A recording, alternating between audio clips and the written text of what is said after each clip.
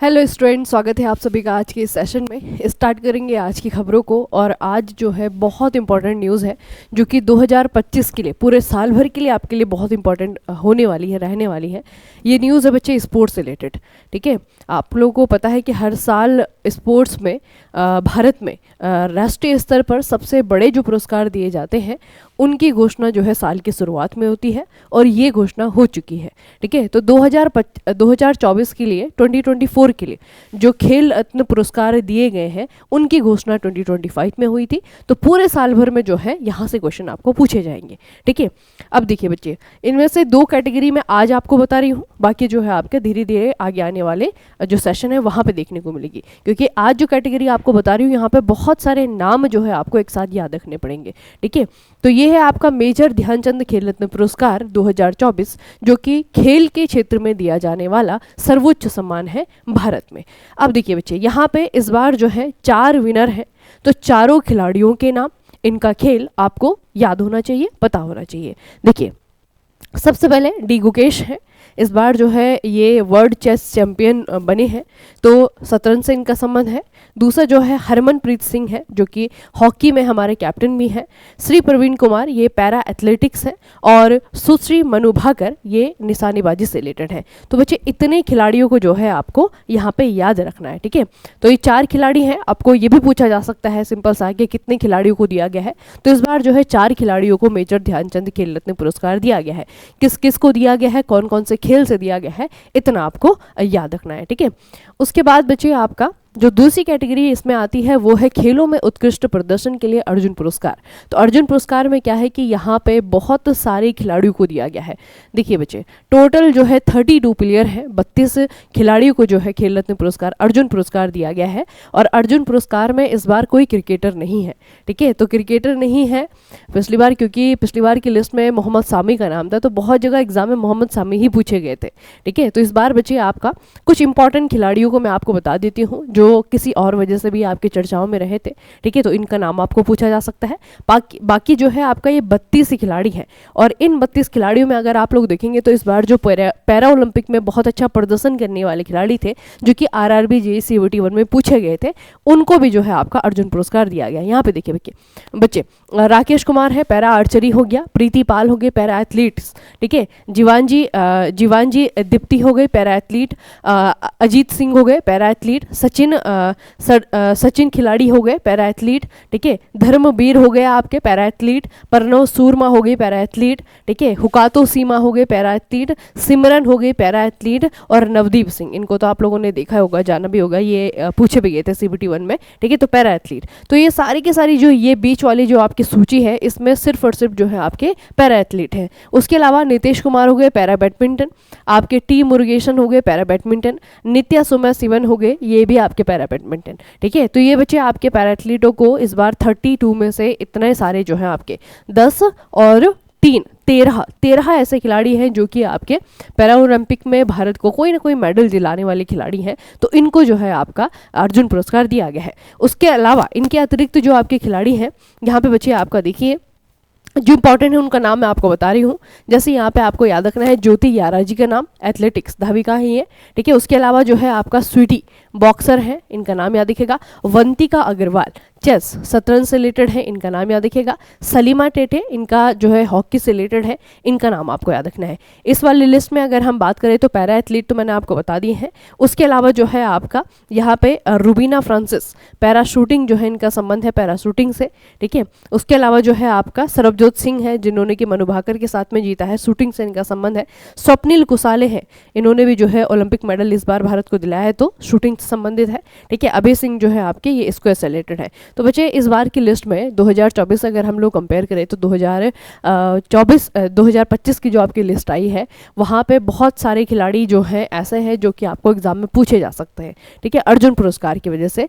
तो अर्जुन पुरस्कार की लिस्ट में जो है, अर्जुन पुरस्कार की लिस्ट में इस बार 32 खिलाड़ी हैं, टोटल 32 हैं। ठीक है, तो इनमें से जो इंपॉर्टेंट है वो मैंने आपको नाम बता दी हैं। और काफ़ी ज़्यादा बच्चे इनमें से खिलाड़ी ऐसे हैं जिनका नाम आप लोगों ने पढ़ा हुआ है, जीके में ही पढ़ा है, करंट अफेयर की वजह से पढ़ा है, आपने आरआरबी एग्जाम के कारण पढ़ा है, ठीक है, तो उनको जो है याद रखना कि इनको जो है अर्जुन पुरस्कार मिल गया है 2024 में, ठीक है। तो ये जो है अर्जुन पुरस्कारों की लिस्ट है, इसे एक बार जरूर से जो है रिवाइज कर लेना। अगली जो आपकी खबर है ये बहुत ज़्यादा चर्चाओं में रही थी। मैग्नस कार्लसन बचे, बहुत लंबे समय तक जो है वर्ल्ड चैंपियन रहे थे मैग्नस कार्लसन, ठीक है। तो मैग्नस कार्लसन और उनके साथ में जो है आपके नेपो, इनका नाम बड़ा लंबा सा है, नेपो मनियाची, ये रसिया की खिलाड़ी है, वैसे शॉर्टकट में इन्हें नेपो ही कहा जाता है, ठीक है, इयान नेपो। तो ये जो नेपो है और मैग्नस कार्लसन है, इन दोनों ने वर्ल्ड ब्लिट्ज चैंपियनशिप टाइटल अपने नाम कर लिया है, कंबाइनली जीता था, ठीक है। तो यहाँ पे क्या हुआ कि फाइनल जो है दोनों के बीच में ड्रॉ हो गया, ठीक है। और उसके बाद में जो है एक वीडियो सर्कुलेशन में आई, वीडियो जो है आपकी एक वायरल हुई, जिसमें कि ये देखा गया कि दोनों जो है ड्रॉ करने को लेकर के बात कर रहे हैं कि कुछ नहीं होगा तो दोनों को मतलब ड्रॉ ही करवाना है, ठीक है। तो इसीलिए जो है बहुत ज़्यादा कंट्रोवर्सी में रहा था। हालांकि जो है जो आपका वर्ल्ड चेस चैंपियनशिप का जो पूरा ऑर्गेनाइजेशन है, फिडे जिसे हम कहते हैं, फिडे ने इन दोनों को ही कंबाइनली विजेता घोषित कर दिया है। लेकिन उसके बाद विजेता जैसे ही घोषित हुए उसके बाद में जो है इन दोनों पे फिक्सिंग का, मैच फिक्सिंग का, इस तरीके के आरोप लगे हैं, ठीक है। तो अभी तो बच्चे क्या होगा इस न्यूज़ का, अभी क्या क्या डेवलपमेंट होगा, फिडे इसके बाद में क्या रिएक्शन फिडे का आता है, ठीक है, या फिर क्या डिसीजन लिया जाता है। हो सकता है कि विनर का नाम जो है रद्द करवा दिया, या जो भी जो है फिडे करेगी वो हम लोग न्यूज़ में पढ़ेंगे। लेकिन फिलहाल इतना याद रखिएगा कि 2025 का जो वर्ल्ड ब्लिट्ज चैंपियनशिप टाइटल है, ये वो दोनों ने जो है आपका साथ में जीता है, ठीक है। मैग्नस कार्लसन है और दूसरे जो है आपके इयान नेपो है, ठीक है, दोनों को इयान नेपो बचे, इनका देश याद रखना। इयान नेपो जो है रसियन खिलाड़ी है, ठीक है, रसियन, और दोनों पे किस चीज़ के आरोप लग रहे हैं, मैच फिक्स करने के, ठीक है। ये बचे थोड़ा सा याद रखना। अगला आपका अपॉइंटमेंट है, यहाँ पे एक ऑर्गेनाइजेशन है जिसे हम एसोचेम कहते हैं।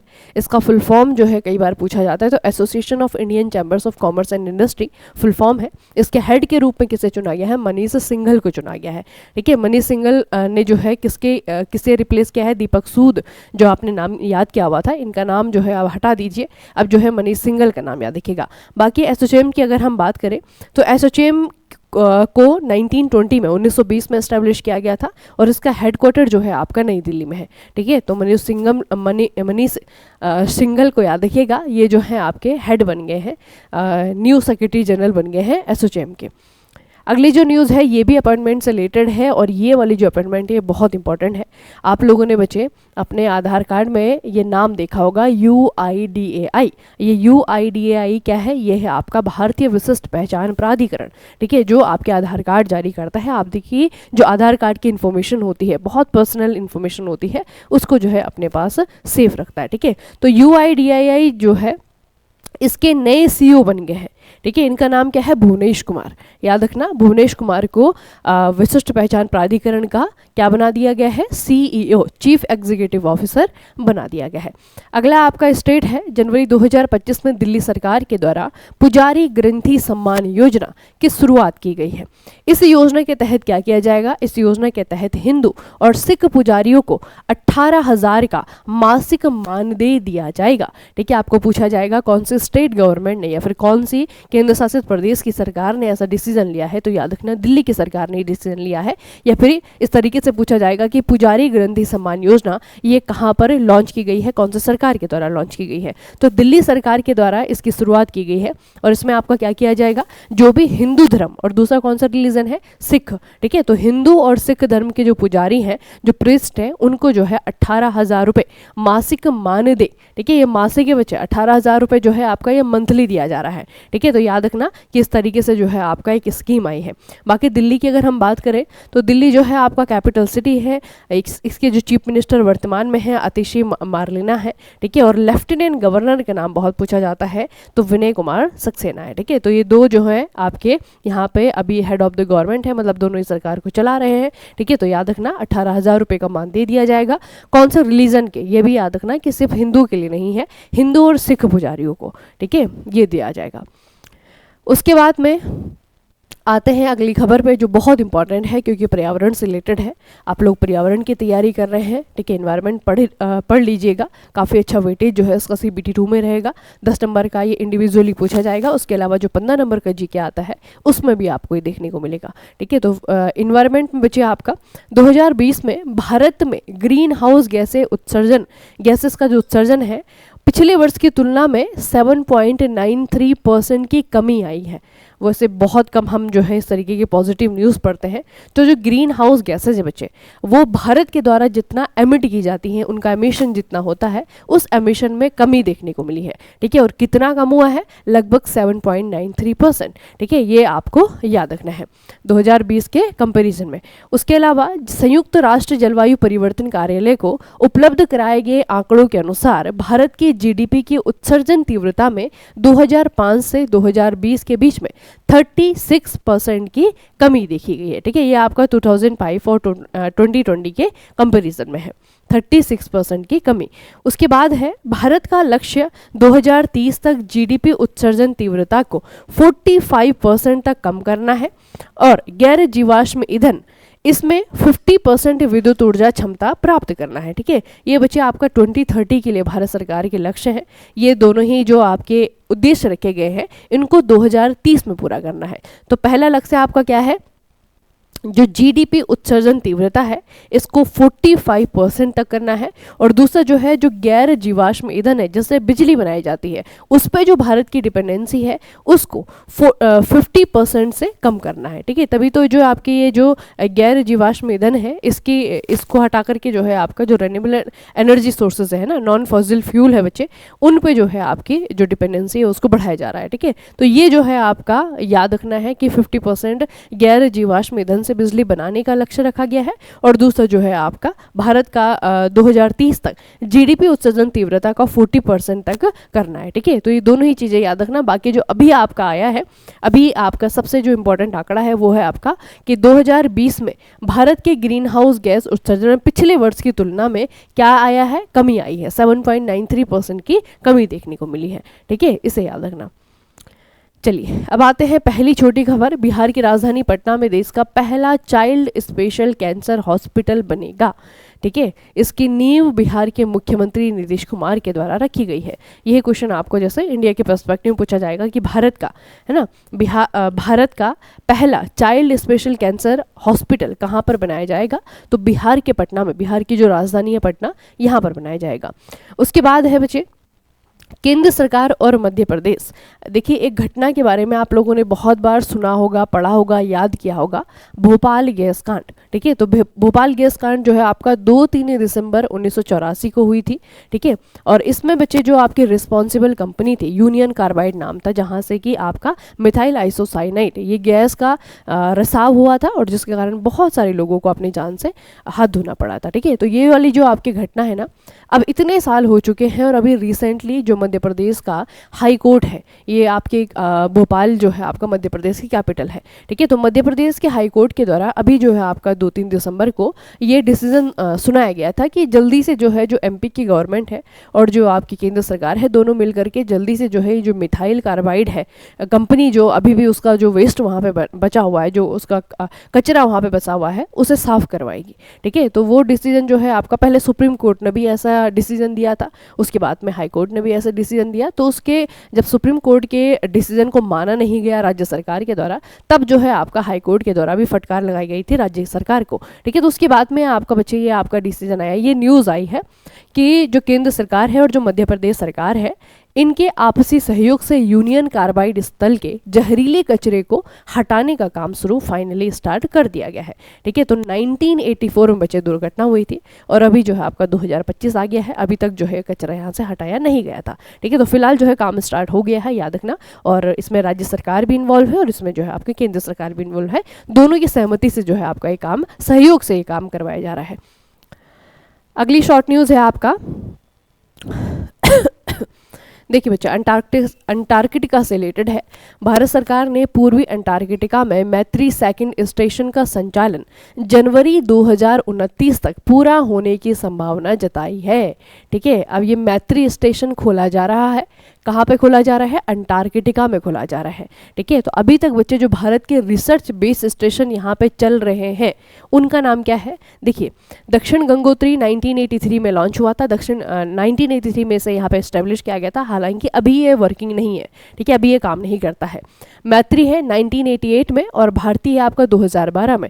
तो मैत्री भी काम करता है, 2012 में जो भारती लगाया था वो भी काम करता है। ठीक है, तो इनमें से बच्चे जो आपका मैत्री है ना 1988 वाला, अभी जो है इसका सेकंड वर्जन मैत्री सेकंड, ये जो है इसके लिए वहाँ पे जगह देखी जा रही है और ये जो है आपका काम करना, ये जो है आपका बनाया जा रहा है। ठीक है, तो फिलहाल जो है आपका अभी भारत सरकार ने ये बताया है कि ये जो मैत्री सेकंड है इसके लिए ज़मीन देख ली गई है, इस तरीके की बातें बताई हैं कि फाइनली इसका काम वहाँ पे शुरू हो जाएगा। तो ये पूरी तरीके से बन करके जो है आपका तैयार हो जाएगा जनवरी 2029 में। ठीक है, तो अंटार्कटिका में भारत के कितने बेस हैं अभी तक, 3 बेस हैं अभी तक जो लगाए गए हैं और अभी जो नया जो बनने जा रहा है उसका नाम है मैत्री सेकंड, इसे जो है आपको याद रखना है। ठीक है, मैत्री सेकंड, और कब तक बन करके तैयार हो जाएगा, 2029 तक। अब देखिए बच्चे, एक बड़ी इंटरेस्टिंग न्यूज़ है, जनवरी 2025 से 2039 2039 इस बीच में जितने भी बच्चे जन्म लेंगे उनको क्या कहा जाएगा, उन्हें कहा जाएगा बीटा किड्स। ठीक है, इन्हें कहा जाएगा बीटा किड्स। अब ये जो आने वाली जनरेशन है 2025 के बाद में जिन बच्चों का जन्म होगा, मतलब 2025 से जिन बच्चों का जन्म होना शुरू होगा, वो बच्चे जो है एआई की एरा में जन्म लेंगे ना, आर्टिफिशियल इंटेलिजेंस के एरा में जो है ये बच्चे बड़े होंगे, जन्म लेंगे और उन्नत तकनीकी उनके जीवन का हिस्सा होगी। तो बेसिकली इस जनरेशन को क्या कहा जाएगा, बीटा जनरेशन कहा जाएगा, बीटा किड्स कहा जाएगा। ठीक है, तो अभी तक के बच्चे जितनी भी जनरेशन्स हैं उनका मैं आपको ईयर बताती हूँ और उनके नाम बताती हूँ, तब आपको मालूम चल जाएगा कि आप कौन से जनरेशन के हैं। देखिए, सबसे पहले जो है आपकी ग्रेटेस्ट जनरेशन है जो कि 1901 से लेकर के 1927 तक चली थी। उसके बाद में आपकी साइलेंट जनरेशन है 1928 से लेकर के 1945 तक।